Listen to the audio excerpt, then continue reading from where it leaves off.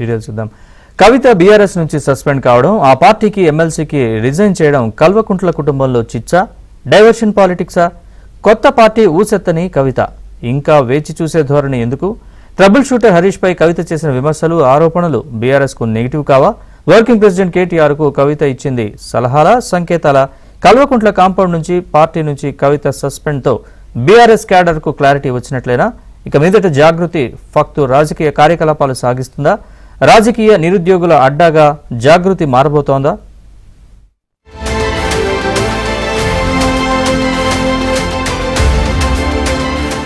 BRS లో హరీష్ రావు అంటే party trouble shooter, Santosh రావు అంటే కేసీఆర్ బాగోగులు చూసేవారు. ఒక్క మాటలో చెప్పాలంటే హరీష్, సంతోష్ ఇద్దరు బీఆర్ఎస్ బాస్ బాధ్యతలు చూసేవారు, మోసేవారు. కేసీఆర్ ఉన్నంతకాలం ఈ ఇద్దరికీ ఢోకా ఉండదు.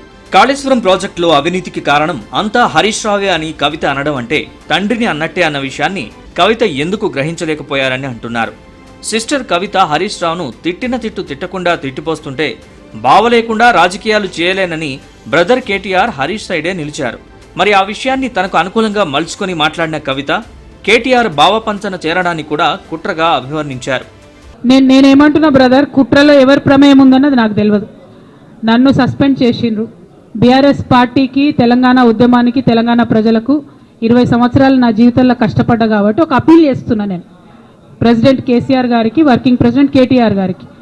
మన కుటుంబాన్ని విచ్ఛిన్నం చేసి పార్టీని హస్తగతం చేసుకోవాలనే కుట్ర జరుగుతుంది. దాన్ని తిప్పికొట్టండి. అవినీతి తిమంగళాలని బీఆర్ఎస్ పార్టీలకు వెళ్ళి తీసి బయటపడేయండి. అల్టిమేట్గా ప్రజలకు సేవ చేసే దాంట్లో మనం ముందుకెళ్లాలనేది నా ఆలోచన. కవితకు ఎమ్మెల్సీగా 2028 దాకా కాలపరిమితి ఉన్నా రిజైన్ చేయడం వెనుక కూడా ఓ సీక్రెట్ దాగి ఉందంటున్నారు.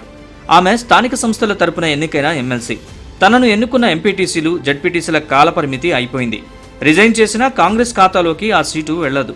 సాధారణ పరిస్థితుల్లో ఎవరైనా రాజీనామా చేస్తే తక్షణం ఆమోదిస్తారు. అయితే త్వరలో స్థానిక సంస్థల ఎన్నికలు నిర్వహించనున్న ప్రభుత్వం కవిత రాజీనామాను ఇప్పటికిప్పుడు ఆమోదిస్తుందా? స్థానిక ఎన్నికలయ్యాక ఎమ్మెల్సీ ఉప ఎన్నిక నిర్వహించే ఛాన్స్ ఉంటుంది. ఇది ప్రభుత్వ నిర్ణయంపై ఆధారపడి ఉంటుంది. బీఆర్ఎస్ నుంచి తన సస్పెన్షన్ కబురు రాగానే కవిత ఎమ్మెల్సీ పదవికి రిజైన్ చేసి కొత్త పార్టీ పెడతారని అందరూ ఊహించారు. కానీ కవిత మాత్రం వ్యూహాత్మకంగా వ్యవహరించారు. కొత్త పార్టీ ఊసెత్తలేదు. ఇంకా వేచి చూసే ధోరణిని అవలంబించాలని నిర్ణయించారు కవిత. ఎందుకంటే గత కొన్ని నెలల నుంచి జిల్లాల్లో పర్యటించిన కవితకు తన వర్గం నేతలెవరో ఇంకా క్లారిటీ వచ్చినట్లు లేదు. ఇక మీదట జాగృతి ఫక్తు రాజకీయ పార్టీగా కార్యకలాపాలు సాగించనుందని అర్థమైంది. తెలంగాణలో కాంగ్రెస్, బీజేపీ, బీఆర్ఎస్లలో చాలా నియోజకవర్గాల్లో ఓవర్లోడ్ అయి ఉంది. వారందరికీ జాగృతి ఓ ఆశాదీపంలా కనిపించవచ్చు. ఉత్తర తెలంగాణలో చాలా మంది సీనియర్ల వారసులు, డబ్బున్న ద్వితీయ శ్రేణి లీడర్లు ఉన్నారు. వారందరికీ జాగృతి రాజకీయ పునరావాసం కల్పించే అవకాశం ఉంటుంది.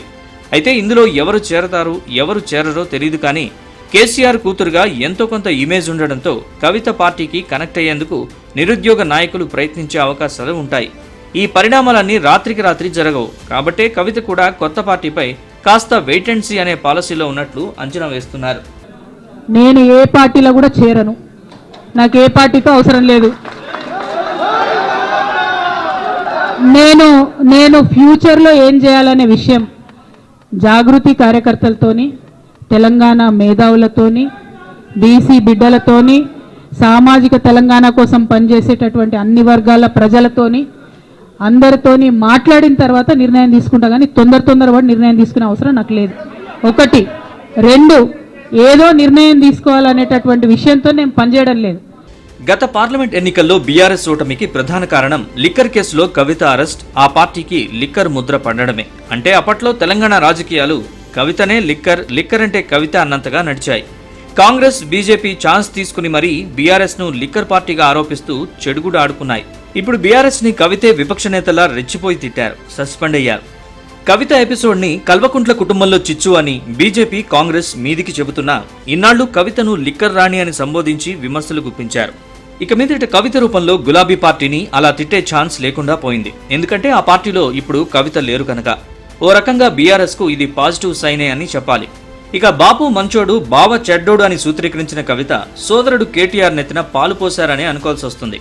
అంటే కాళేశ్వరం ప్రాజెక్టులో అవినీతి అంతా చేసింది హరీష్ రావు, సంతోష్ రావులేనని తేల్చేసిన కవిత కేసీఆర్ అవినీతికి పాల్పడలేదని ఎన్నిసార్లు చెప్పినా, ఎంత గట్టిగా చెప్పినా ఎవరూ నమ్మరు. ఎందుకంటే హరీష్ను అంటే కేసీఆర్ను అన్నట్లేగా. ముఖ్యమంత్రిగా ఉన్నది కేసీఆర్, కేవలం మంత్రిగా మాత్రమే ఉన్న హరీష్ ముఖ్యమంత్రి ప్రమేయం లేకుండా, ఇంకా కాదంటే ఆయనకు తెలియకుండా అవినీతి చేయడం సాధ్యమేనా? ఇంత చిన్న లాజిక్ ని కవిత ఎలా మిస్ అయ్యారో ఇక్కడ కవిత ఇంకో పాయింట్ కూడా మిస్ అయ్యారు.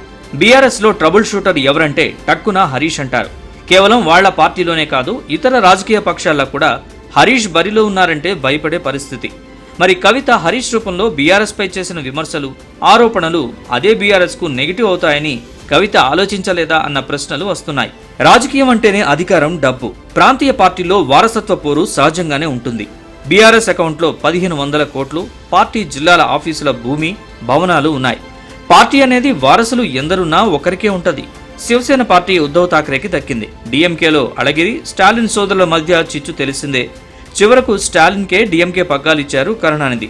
లాలు స్థాపించిన ఆర్జేడీలో చిన్న కొడుకు పార్టీ నుంచి సస్పెండ్ అయ్యారు. ఇప్పుడు పెద్ద కొడుకు తేజస్వి యాదవే పార్టీని నడుపుతున్నారు. ఇక సమాజ్వాదీ పార్టీలో బాబాయ్ అబ్బాయి పోర్లో పార్టీ స్థాపించిన ములాయం సింగ్ సైడ్ కావాల్సి వచ్చింది.